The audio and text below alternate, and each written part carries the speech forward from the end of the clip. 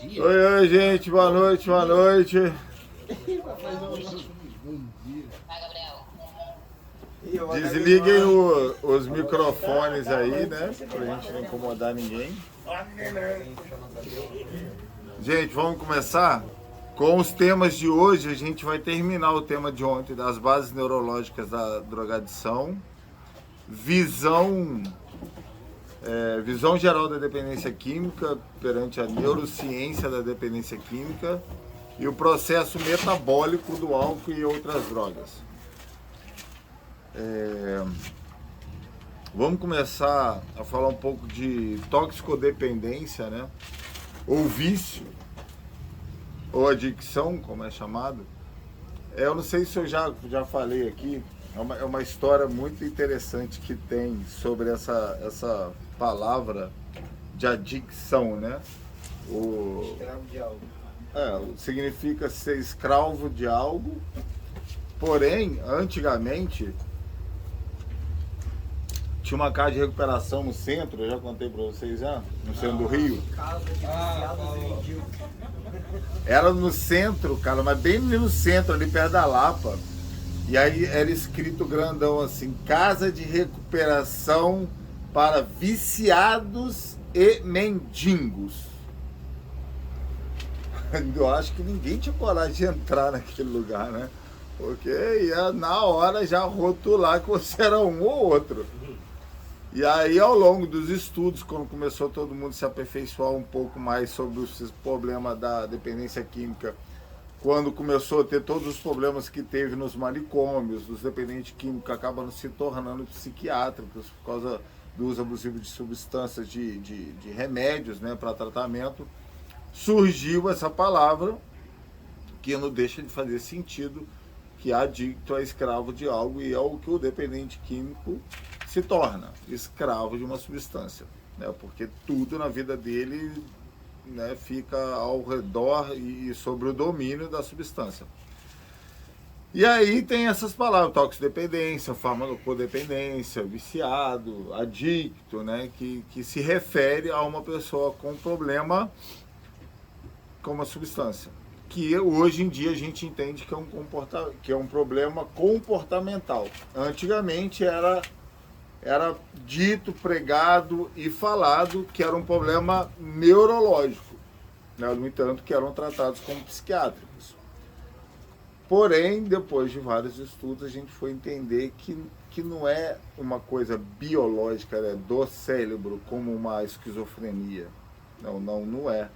É algo muito mais comportamental e emocional do que físico. E aí vem todos esses estudos que hoje em dia a gente tem a gente tem tantos e tantos estudos aí que explica e que nos ajuda a chegar num consenso de entender o porquê de uma pessoa estar na situação que ela acaba se colocando com o uso de substância, né, e se tornando dependente dela. Bom, o vício é uma doença, né, ou a adicção é uma doença que afeta o seu cérebro e comportamento. Quando você é viciado em drogas, não consegue resistir o desejo de usá-las. Não importa quanto dano as drogas possam causar.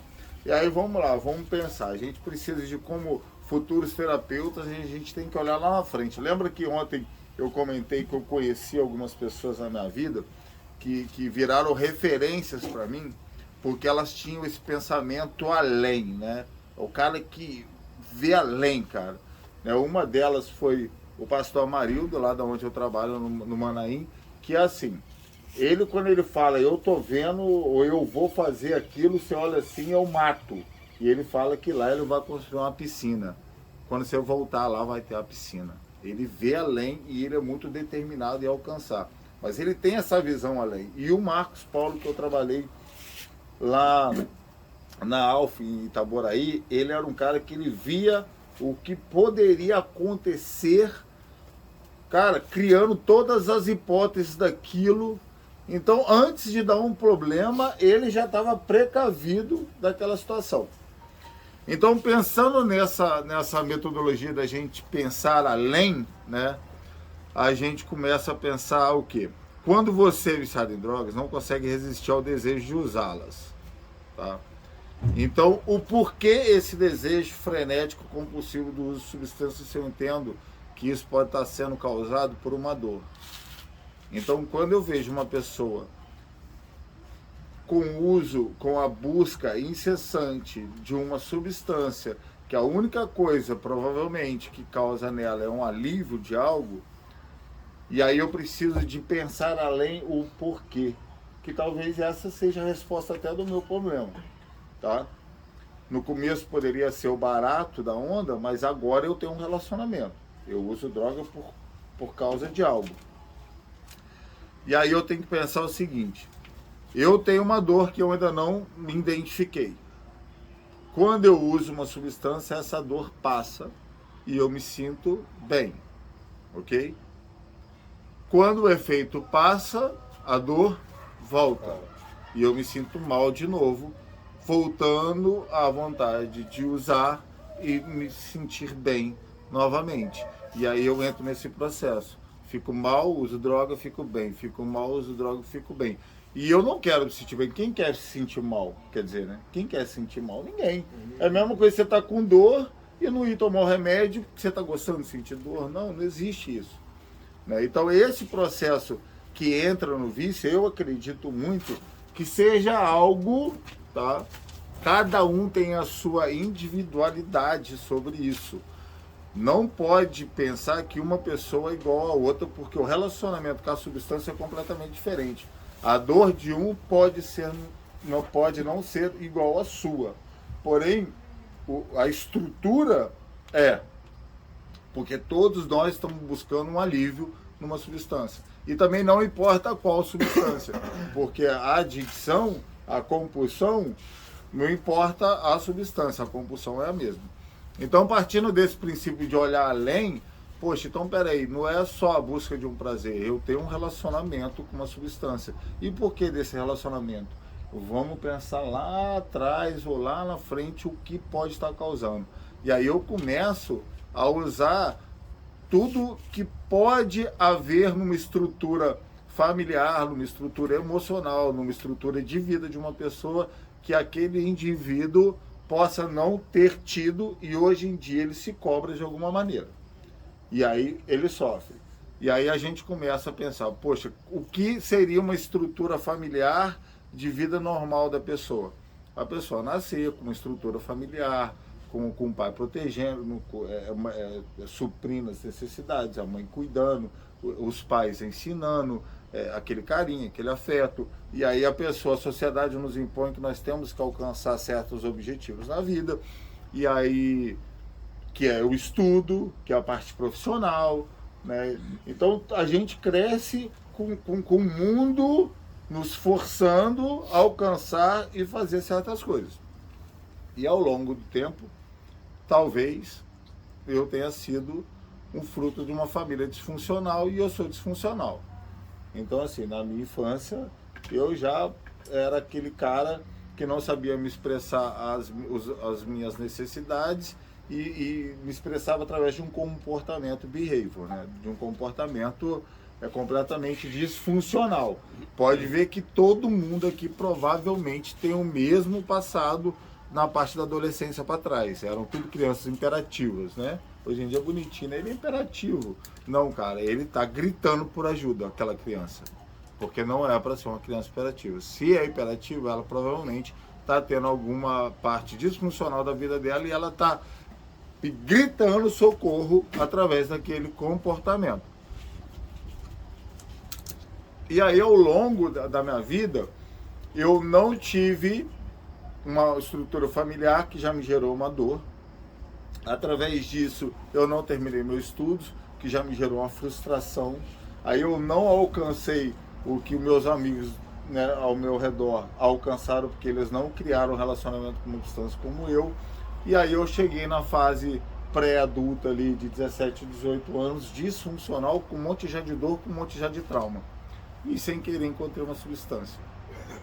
Então, assim, eu já criei um padrão que pode ser o meu mapa de tratar uma pessoa. E aí, se eu entendo que esse padrão que eu acabei de falar é uma possibilidade que abrange provavelmente mais do que 50% dos dependentes químicos, eu já tenho uma linha para trabalhar como terapeuta. Vocês estão me entendendo?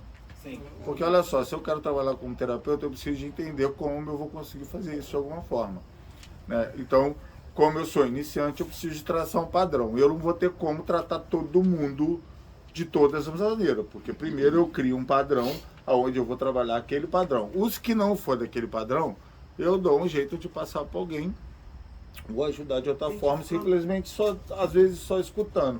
Mas aqueles que se encaixar nesse padrão que eu me aperfeiçoo, aí eu realmente consigo entrar e ajudar. O Gabriel tinha levantado a mão primeiro. Eu tinha tem uma coisa, Carlos, que, por exemplo, existem traumas do passado, coisas que acontecem no passado que a gente tem a tendência a bloquear, como se tivesse resolvido. E aquilo não fica resolvido. As coisas acontecem ao redor similares e você vê que você cria aversão àquilo sem perceber que foi por causa de algo que você tentou bloquear, mas não bloqueou. Na verdade, a gente tem um poder de bloqueio, sim. Mas como funciona? Principalmente criança. Olha só, quando você tem um rompimento emocional muito forte, que acontece um trauma na sua vida muito avassalador, a gente bloqueia, sim. A gente consegue simplesmente bloquear e esquecer daquilo de uma maneira muito forte, poderosa, da gente não lembrar mais. Porém, não quer dizer que não exista lá dentro da minha cabeça. E aí onde está o problema. Eu posso estar tendo comportamento por causa de um problema que eu bloqueei. E aí, como é que eu descubro? E aí, cara, você tem que ser já um terapeuta mais experiente, que usa técnicas de regressão e tem uma sensibilidade muito afiada para você identificar esses traumas bloqueados pela pessoa, entendeu? Aí não é o caso de um iniciante. O que a gente está falando sobre essa visão geral da dependência química para um terapeuta iniciante é o quê? Eu traço um caminho que eu conheço, que é o quê? Entender que mais de 50% dos dependentes químicos nasceram numa família disfuncional, com os pais separados, que já tem um trauma de afeto, né, tanto quanto o pai, quanto com a mãe, ou com os dois. Provavelmente, por causa desse trauma, tem uma frustração enorme por causa do ensino, porque também mais de 80% dos dependentes químicos não terminaram os estudos. Então é uma grande maioria que eu posso estar falando com propriedade sobre esse assunto. E aí essa frustração de carreira, de falta de objetivo, de não alcançar nada e das pessoas ao lado alcançar e ele ficar para trás. Pronto, só aí eu já consigo ajudar 80% dos dependentes químicos aí. Ajudando eles o quê?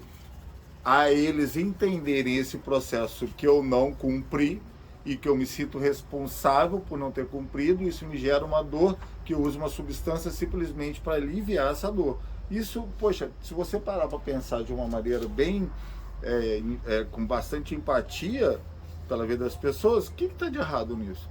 Eu estou sentindo dor e eu conheço uma substância que tira minha dor. E eu me apaixono por ela, porque quando eu uso ela, não dói. E aí? Isso é normal. Porém, eu não sabia, quando eu comecei esse relacionamento, que ia ser a catástrofe que se tornou. Eu não sabia que eu ia me tornar dependente de algo que ia acabar com a minha vida e ia causar o que causou. Beleza, agora eu sei. Então eu preciso regredir e ajudar as pessoas com esse padrão a regredirem para mim começar a corrigir. E aí como é que começa a corrigir isso? Tendo essa visão da dependência química, a gente precisa pensar que não adianta virar pro cara e falar assim, pô, você tem que parar de usar droga.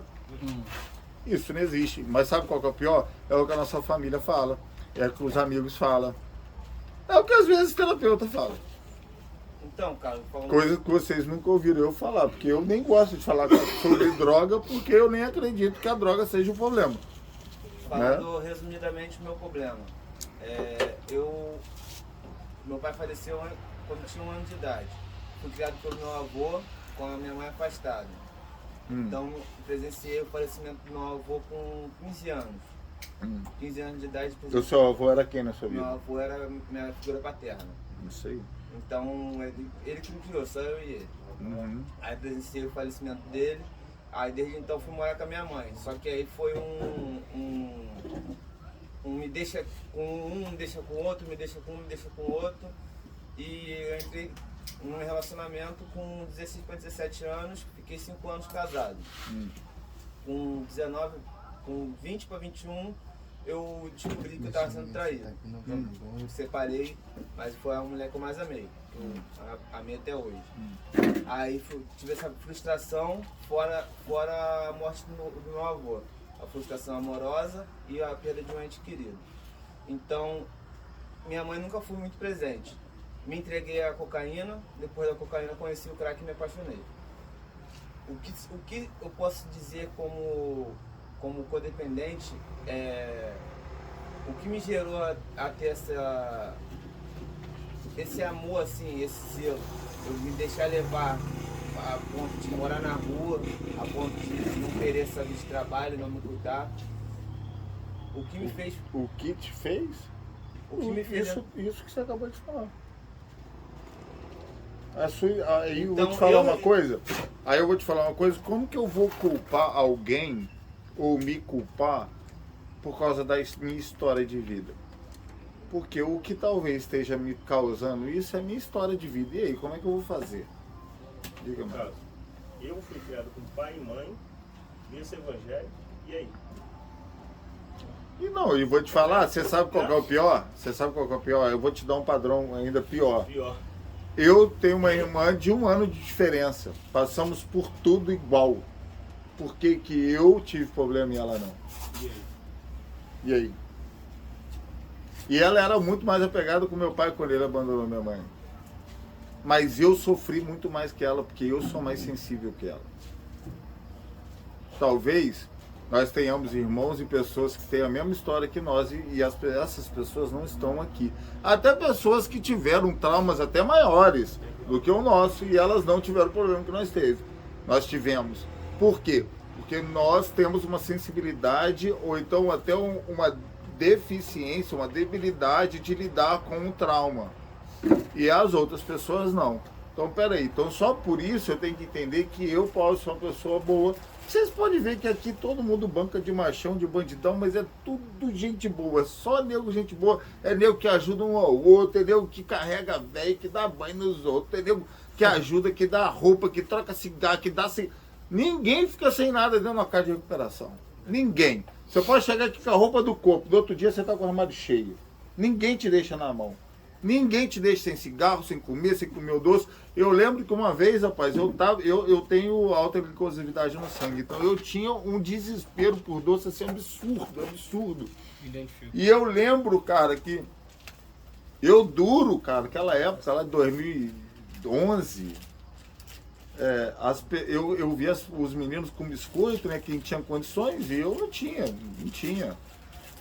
E aí, às vezes, eu comentava, aí um ou outro escutava e chegava, pô, toma aí, cara. Pô, rapaz, aquilo era sabe, era a expressão de amor de Deus na minha vida é quando alguém me dava um doce naquela época, sabe? Identifico. É a mesma coisa de um café também naquela época, sabe?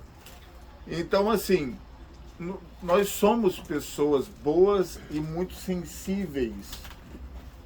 E por isso que nós sofremos muito quando nós passamos por frustração, traumas, decepções amorosas, perdas. E aí, quando nós conhecemos uma substância que me alivia da maneira que alivia, e aí, assim, muitas pessoas falam igual o Ian, né? Poxa, eu usava isso, mas quando eu cheguei no crack, ferrou. Porque o crack realmente tem uma potência muito maior nesse sentido que qualquer outra substância.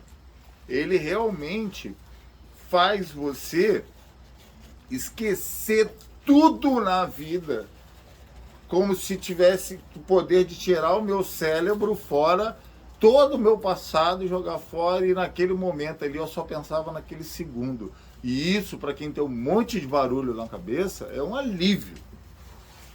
E aí, como você lida quando você sente aquele alívio e daqui a 5 minutos todos os traumas voltam? Você entra em desespero, porque você conheceu uns 5 minutos de paz, né, de tranquilidade dentro de você. porém depois vai agravando biologicamente, vai te causando outros transtornos. Mas é a mesma coisa da questão, te dar um exemplo sobre as pessoas que se colocam em situação de rua. Vocês, ô Gabriel, come lá, por favor, porque assim, né, todo mundo aqui deve estar morrendo de vontade de comer esse pastel, até eu.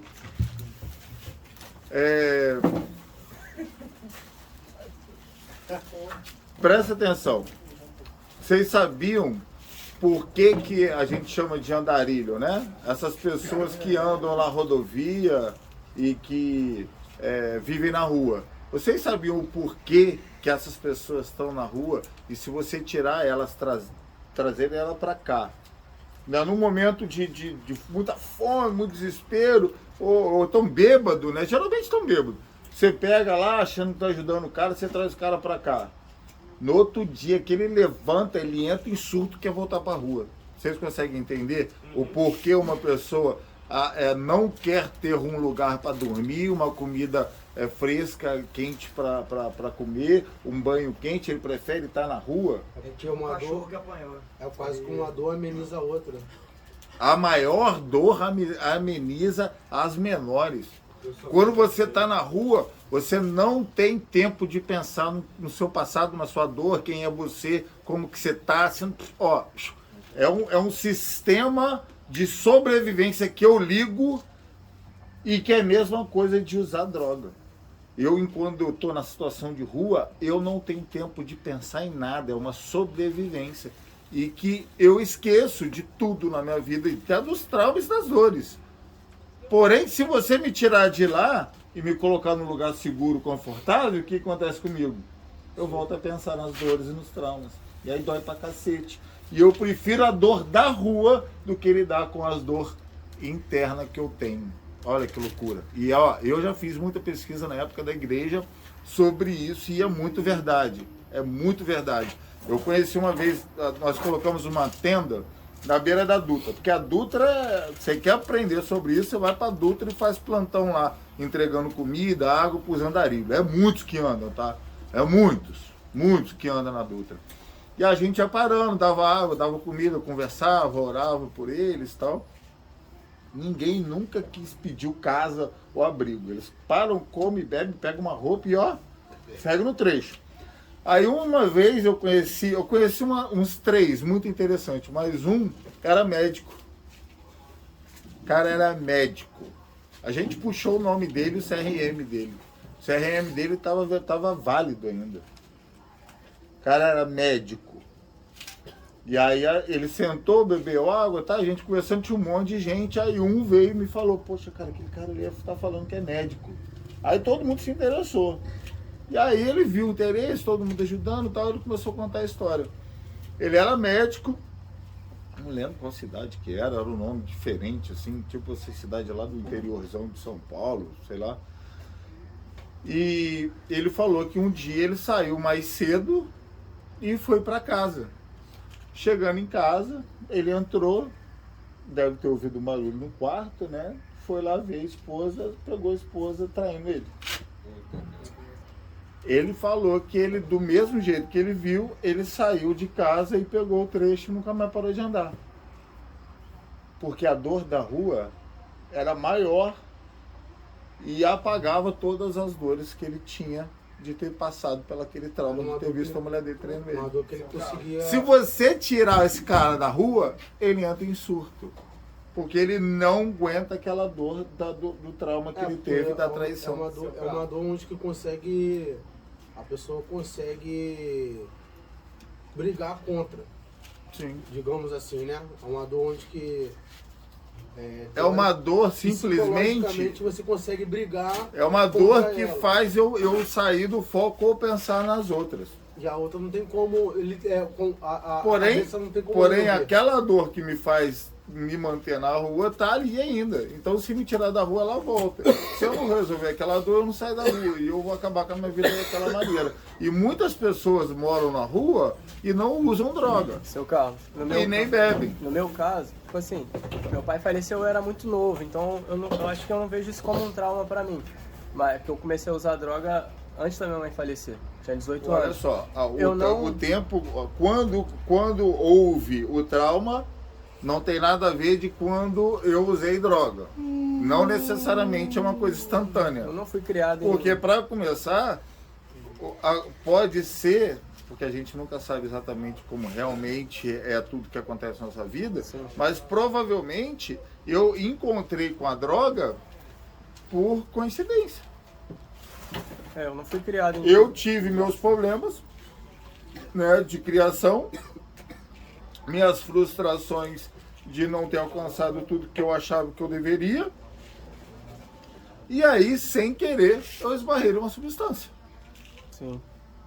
Porque talvez tem pessoas que passou por todas as coisas que eu passei, mas não tiveram a oportunidade de usar uma substância e acabaram aprendendo a lidar com aquilo, amadureceram e tocaram a vida e não teve o problema que eu tive, tá? Então, assim, não é uma matemática isso. É tudo um monte de circunstâncias que a gente precisa pensar além do que aconteceu comigo, né? E aí o que funciona muito quando a gente tem essa visão geral da dependência química é quando eu começo também a ver o que as pessoas falam, como elas agem, e eu começo a assimilar e ver como que isso é complexo, né? E eu preciso de aprender todas as fases da adicção para mim começar também a me entender e depois, né, posteriormente, começar a ajudar o próximo. Não é mais a droga, é o porquê.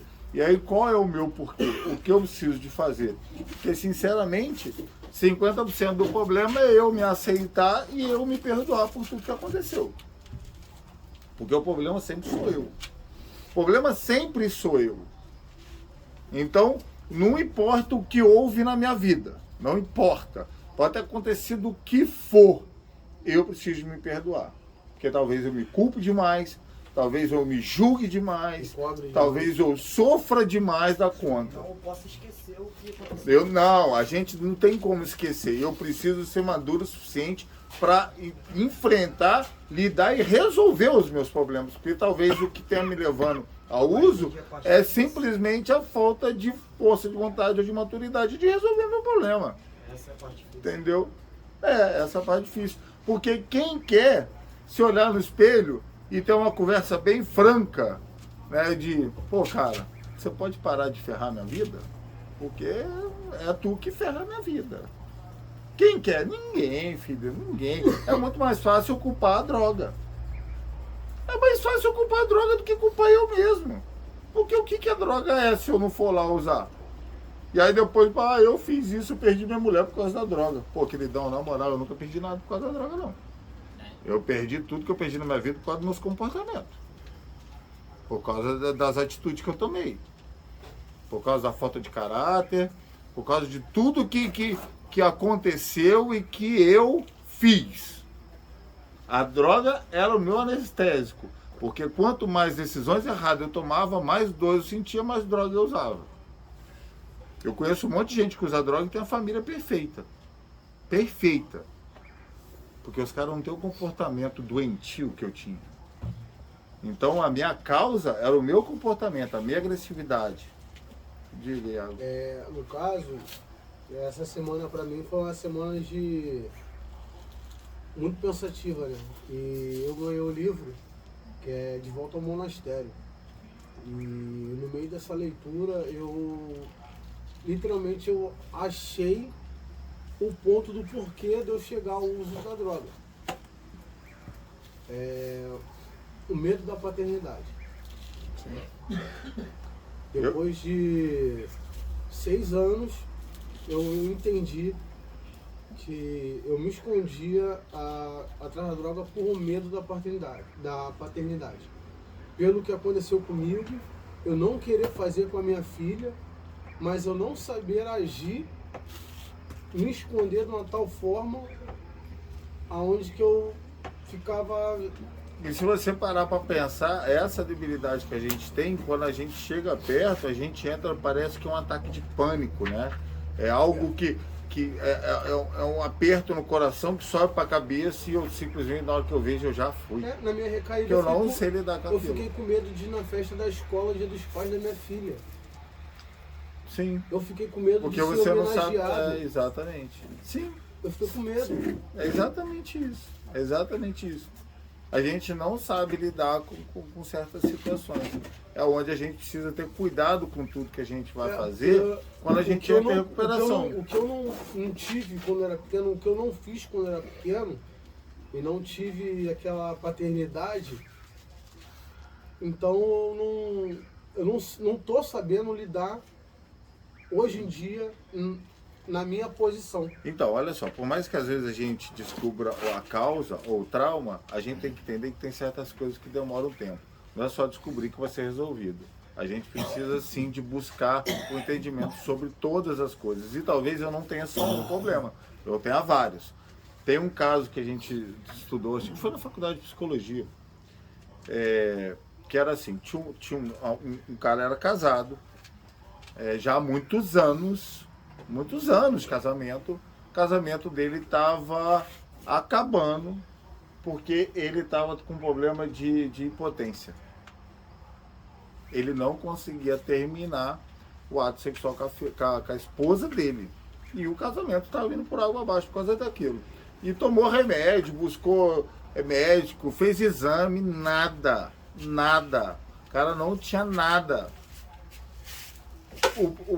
A questão, ele não era impotente. A questão era que no meio do caminho ele perdia. Tesão. E aí não conseguia terminar. E aí foi pro terapeuta. Foi fazer terapia. E aí buscando lá na infância, conversando com ele, tentando buscar algum tipo de trauma que tivesse bloqueando, né, essa situação dele, ele contou um caso pro terapeuta. E aí essa situação virou um estudo de caso, né? E aí o que ele contou? Que quando ele era criança, ele morava num bairro, numa rua, né? E aí nessa rua organizava-se campeonato de futebol. Né? Quem morou em condomínio, em rua, muitos anos, sabe como é que é, né? Junta a galera, e aí todo mundo junta dinheiro, faz rifa, faz bingo, arruma dinheiro, junta dinheiro, compra as camisas do time, compra os troféus, as medalhas. Eu fazia isso direto. E aí marca o dia, divide a equipe, meses, né, de luta para conseguir jogo de camisa, bola. E rapaz, era uma luta doida aquilo. Mas e aí ele participou desse campeonato. E aí no dia do campeonato ele acordou, botou a roupa dele para ele jogar. O pai dele veio e falou assim: você não vai. No auge do tesão de alcançar aquele momento que tanto ele buscou e lutou por aquilo, o pai dele podou ele. E aí, beleza, ele seguiu a vida dele, a vida inteira. E nunca teve problema com nada. Porém, lá no auge do casamento dele, aonde ele devia estar bem financeiramente, estável, com a esposa, ele devia estar muito bem, né, com a esposa, que ele sentiu mesmo auge que ele sentiu lá na infância, de assim, lutei pra caramba, mas agora eu cheguei aonde eu queria chegar, pum. Ele perdia, porque ele entrava em choque, igual a gente entra quando a gente chega numa situação que a gente não sabe lidar. E ele nem sabia por quê. Porque olha só, quando você vê lá, pô, eu tô indo fazer algo que eu deveria ter feito a vida inteira, que é ir lá no dia do negócio lá da minha filha. Eu nunca fiz. E eu deveria, lá no meu subconsciente já tá me culpando. E eu tô indo pela força do meu braço, achando que eu tenho que ir, que eu sei fazer. No meio do caminho eu começo a esmorecer. Porque o meu subconsciente começa a me sabotar. Cara, você não sabe o que fazer lá não, rapaz. Você nunca foi pai, bicho. Sai fora disso. Como é que vai ser? Como é que eu vou reagir? Eu nunca fui. Como é que eu vou chegar lá e vou ser homenageado como pai, sendo que eu sei que eu nunca fui? Puf. Você perde todo o foco. Então, assim, as raízes dos traumas é muito mais sintomáticas do que a gente imagina. Existem traumas enraizados dentro de nós que gera comportamentos e sintomas que faz a gente nem saber o porquê do desabamento emocional que acontece na nossa vida. Porém por isso que talvez 3, 6 meses nunca será suficiente para a gente resolver tudo que a gente tem que resolver dentro de nós.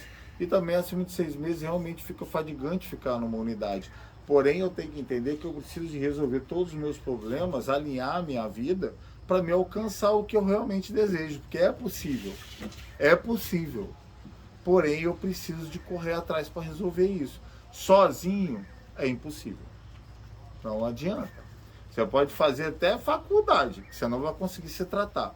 Você precisa de alguém te orientando, te ajudando, e você, por mais que você consiga resolver alguns pontos, você tem que sempre buscar dentro de você para você ver se realmente está tudo resolvido ou não.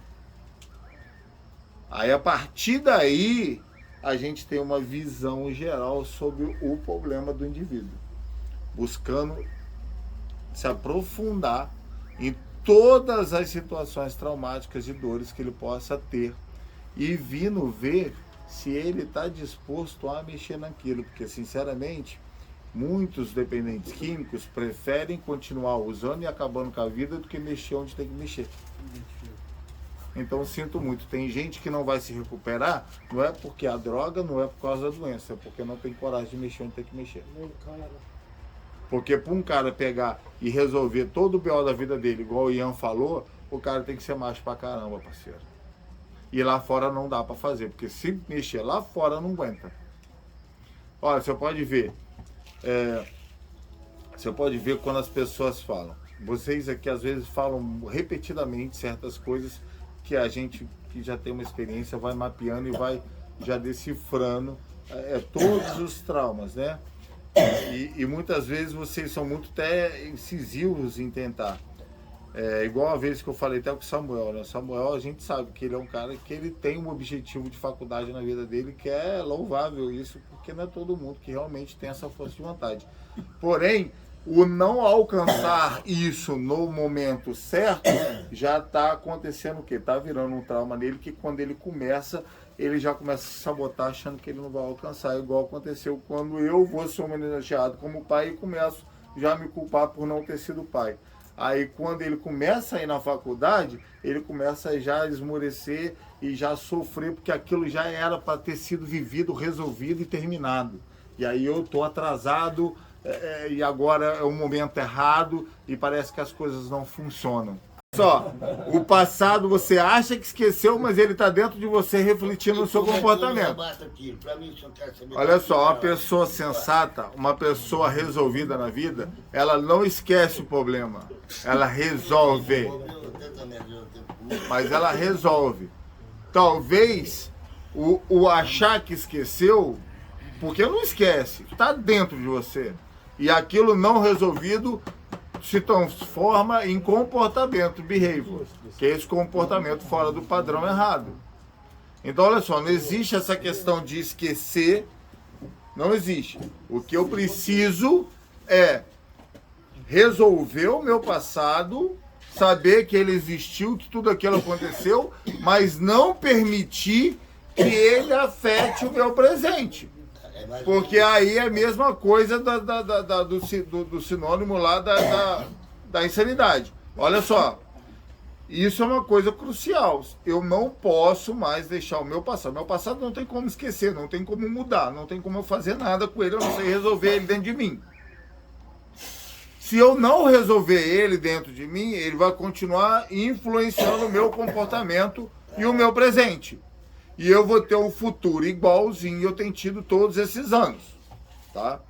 A única maneira de eu mudar o meu futuro é resolvendo o meu passado, sabendo que ele existiu, mas porém não permitindo mais que ele afete o meu comportamento de hoje. Não importa o que fiz, o que aconteceu, quem morreu, quanto eu sofri, quem me traiu, quem me abandonou, eu perdoo todo mundo. Porque, sinceramente, eu não sei se foi Freud ou um filósofo desse que falou, que não perdoar é a mesma coisa de beber veneno esperando que a outra pessoa morra. Freud, isso. Porque, olha só, é loucura. Porque quem está sofrendo em não perdoar? Você. Eu já vi casos de pessoas que eu fiz terapia individual que falou, eu não vou perdoar. Falei, então eu continuo usando, sofrendo e acaba com a sua vida. E aí vem essa filosofia de que você está bebendo veneno esperando que a outra pessoa morra.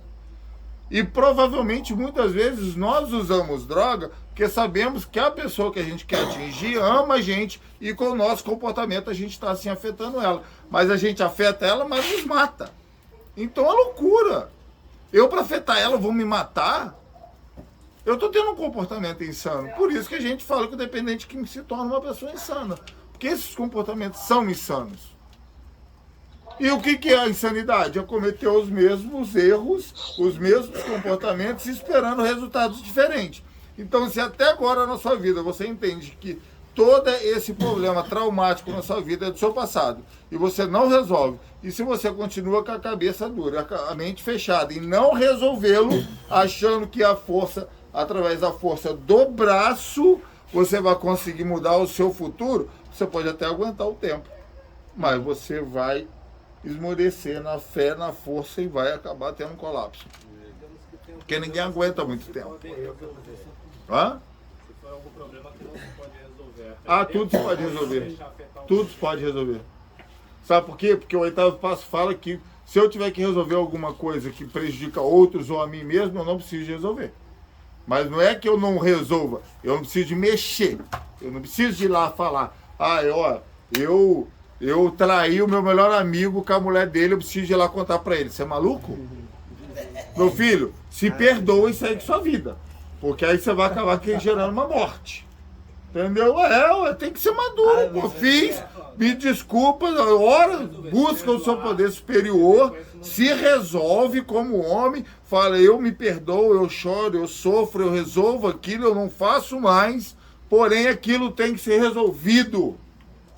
O nosso problema é que a gente não resolve nada, a gente foge dos problemas achando que se eu deixar para trás, simplesmente ele vai cair no mar de esquecimento e não vai me afetar não. Não, cara, vai afetar. O nosso cérebro, a gente tem uma caixinha, eu dava um estudo antigamente que chamava o estudo da caixinha. Nós temos uma caixinha lá no nosso subconsciente. Toda besteira que eu faço, até todas as coisas que eu não conto nem para mim mesmo que eu fiz um dia, eu boto lá. E aí, ao longo da vida, eu vou botando aquele monte de coisa errada. Um monte de coisa que nem eu quero contar pra mim mesmo. E tampando a caixinha. Vai chegando no ponto que a caixa nem fecha. Aí eu sento em cima dele e fica quieto porque eu não quero pensar nas coisas que tá aí dentro. Mas sabe como que essa caixa reage dentro de mim? Assim, ó. Como se tivesse tremor, assim. Igual aquela caixa do filme. Aquelas caixas lá do filme lá. Do filme da Marvel. Como que é o nome daquela caixa? Vou usar o nome daquilo. O Tesseract. Tesseract? Então é aquilo. Fica igualzinho. Porque quando eu chego perto de um gatilho, ela acende e começa a tremer, como se fosse estourar. Porque é isso que acontece. A minha caixinha tá cheia de traumas, problemas, coisas que eu não resolvi, cheio de frustrações, cheio de coisas erradas. Vai saber lá o que vocês botaram dentro dessas caixinhas dentro de vocês. Como que é o nome? Tesseract. Lá, cada um tem dentro de você um quadradinho desse. E aí tá lá quietinho um quadradinho, né? Igual lá no filme, quietinho. Até alguma coisa vir mexer. E aí eu tenho um problema com uma pessoa. E aí eu vou para outro lugar do mundo. Tudo maravilha, né? Tá lá na minha caixinha tá apagadinha. Aí por algum motivo eu tenho que voltar naquele lugar ou aquela pessoa me encontra. Ó a caixinha. Porque eu sei que eu devo. E aí eu não sei nem por que eu tô nervoso. Eu só sinto o tremor e a agitação e eu não sei o que fazer. E aí desde quando eu comecei a usar droga, eu aprendi, eu me condicionei que quando eu me sinto fora da caixa, quando eu me sinto como um peixe fora d'água, eu preciso de uma substância para me colocar minha cabeça no lugar. E aí ferrou, eu já vou para o anestésico. Porque eu não sei lidar com essas situações sóbrio. Não sei. E aí, cara, isso vai virando um ciclo compulsivo obsessivo na nossa vida. E a melhor forma é simplesmente... Como que acaba com as caixas lá no filme, gente? Como que destrói as caixas? Não, Gostei da eles filosofia do filme. Eles quebram e tiram a joia, né? Que é a joia do poder que tá ali dentro. Então, é maravilha, então. A gente precisa de quebrar a caixa para ela se transformar numa joia Do poder. que é uma nova maneira de viver, limpo e sereno. Ficou bom? No filme não é assim. Mas olha só, a filosofia da história do meu passado é eu entender que se eu não resolver toda a causa do meu uso descontrolado de uma substância que simplesmente eu busco um alívio hoje, eu vou continuar buscando. Anos era um cara. Porque eu não devia ter aquilo. Porque eu não tinha aquilo na filosofia lá do filme, senão era mais ou menos isso. E olha só, eu nunca vi uma pessoa, eu costumo falar assim, ó, minha esposa que já ouviu muito isso. Falando isso, de vez em quando ela tá assistindo a aula aí, viu? Ela vai se formar, viu? Formatura, viu, amor? Te amo, viu? O amor é lindo, olha o que mata. Não, lá não tem falsidade, não. Aí, olha só, sabe o que eu falo muito pra minha esposa? Que pessoas felizes não usam droga. Realmente. Se você tá aqui, você tem uma tristeza dentro de você. E você precisa de resolver ela. Se você resolver ela, cara, você vai encontrar uma nova maneira de viver. Não mais precisando de nenhuma substância para aliviar a sua dor. É difícil. Isso é uma visão geral ao meu ponto de vista da dependência química. O que eu preciso fazer para ajudar um dependente químico? Ajudar ele a encontrar esses traumas, essas dores, criar coragem de mudar, incentivá-lo, como eu estou fazendo agora, incentivá-los a buscar a causa de seu problema, resolver essa causa e ter uma vida normal, feliz, seguir a vida. Porque eu acredito mesmo que é simplesmente isso. Porém, eu também acredito que 99% das pessoas que até mesmo descobrem essa filosofia, essa maneira de resolver o meu problema, não acreditam, não querem, ou às vezes nem têm força para lidar com tudo que tem que lidar dentro deles. Como eu também, às vezes, eu não sei se eu já contei para vocês, eu tive um paciente que ele, num momento de abstinência louca lá, brigando com a mãe, querendo dinheiro, e puxa de lá, empurra de cá, aquela brigaiada em casa, me dá dinheiro, e na abstinência, né, que você fica cego, ele passou a mão numa faca e vape, matou a mãe dele. E aí como é que eu resolvo a vida desse cara? Eu era muito novo na época, isso deve ter uns 10 anos. Sinceramente, gente, quando ele me contou, eu o que você precisa? Ele, não, deixa eu ficar aí, fica. Ah, deixa eu... Sim, pode. Deixa eu construir um barraquinho atrás do seu sítio. Vai lá. O que você quer? Ele vinha pedir as coisas, eu não sei o que fazer, cara. Eu não tinha estrutura, eu não sabia como ajudar o cara. Não sabia. Aí eu ajudei como eu pude. Ouvindo, dando guarita, dando comida, dando um lugar seguro para ele morar até ele se estabilizar. Se estabilizou, voltou para a família, recaiu, foi para lá na Cracolândia de São Paulo. Me ligou de São Paulo da Cracolândia pedindo ajuda. Falei, Alex, pode voltar para cá a hora que você quiser. Ele saiu da Cracolândia de São Paulo e foi até Itatiaia, que é aquela primeira cidade depois da divisa, né, pela Dutra, a pé. Nossa. Chegou lá na clínica, cara, ele não tinha nem sola mais no pé. Era só osso. Ficou mais um tempo comigo, ajudei ele da mesma forma.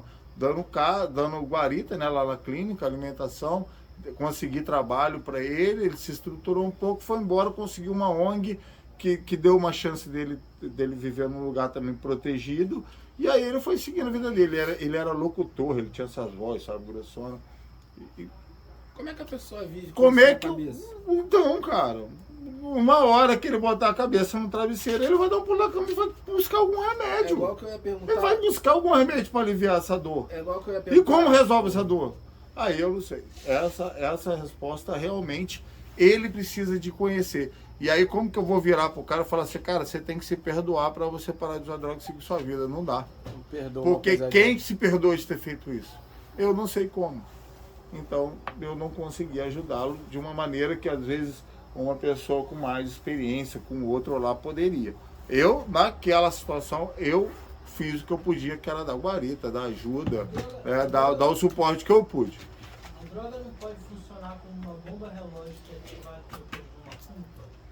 Sim, na verdade a culpa te gera uma explosão de sentimentos de culpa, né? Que a droga simplesmente alivia.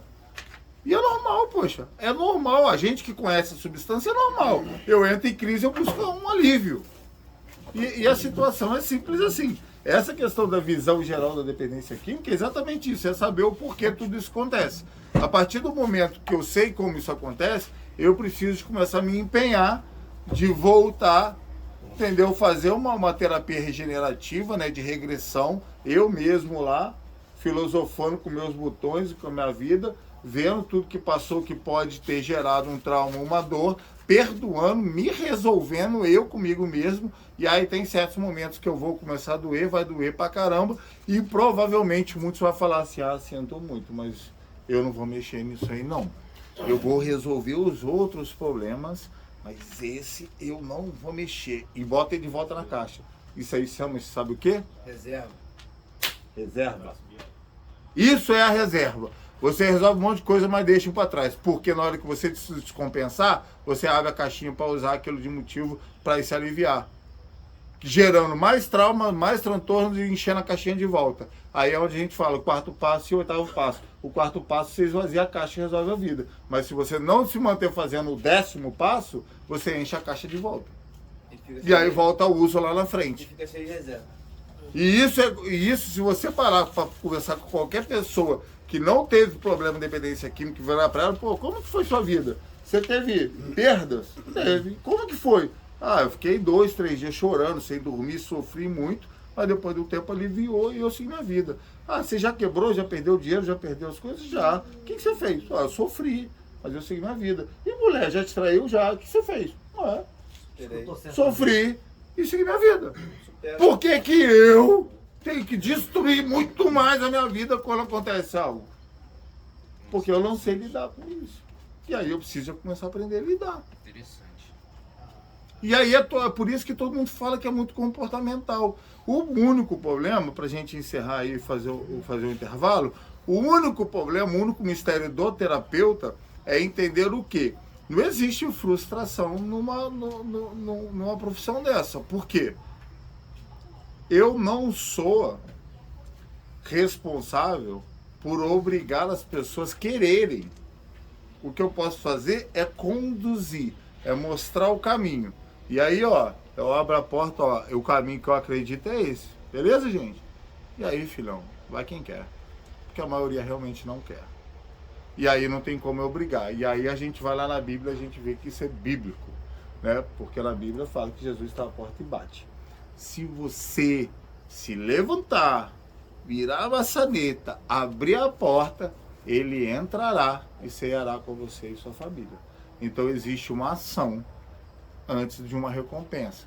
Existe o que eu tenho que fazer, Jesus vai me ajudar, meu poder superior vai me ajudar, porém tem a minha ação.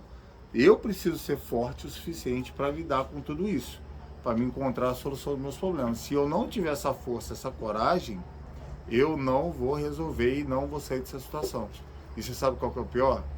Talvez você gaste anos da sua vida até chegar lá na frente e falar assim, caraca, era aquilo que o terapeuta falou lá e eu fiquei teimosão, querendo não resolver meus problemas, estou aqui, aí agora eu vou seguir o conselho dele, eu vou resolver meus problemas, seguir minha vida. Aí você encontra uma nova maneira de viver 10 anos depois, simplesmente porque você não só abriu a sua mente agora. Porque não existe outro caminho.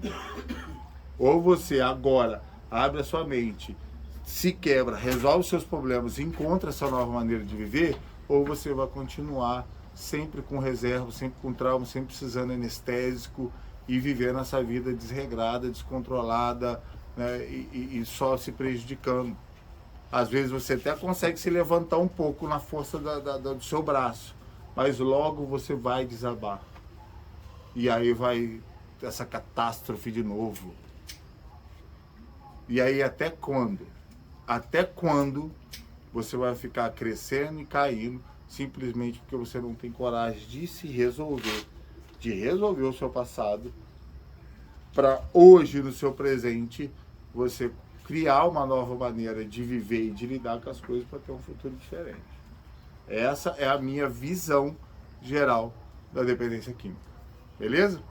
Vamos pro intervalo, tá, gente? 15 minutinhos aí.